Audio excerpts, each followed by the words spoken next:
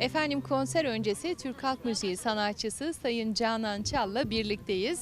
Sizinle güzel bir söyleşi yapmak isteriz efendim. Hoş geldiniz Deveboynu ailesine. Hoş bulduk. Çok teşekkür ediyorum. Sağ olun. Sizi kısaca izleyicilerimize tanıtabilir miyim? Canan Çal, Kültür Bakanlığı Ankara Devlet Türk Halk Müziği sanatçısıyım.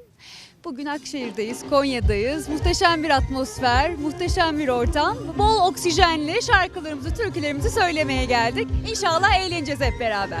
Evet, bu tür etkinliklerle birlikte Yörük Türkmen kültürüne de bayağı bir aşinalığınız oluyor herhalde değil mi? Evet, ben doğma büyüme İzmirliyim.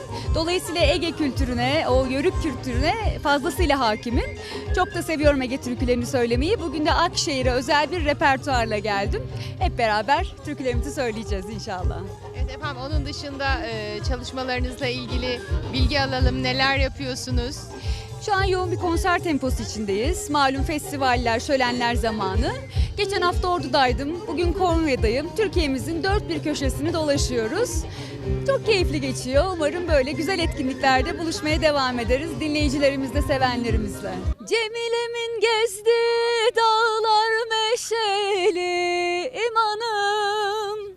Haydi 3 gün oldu ben Cemile'mden ayrı düşeli. Gaydırıp bak Cemilem, nasıl edelim de biz bu işe.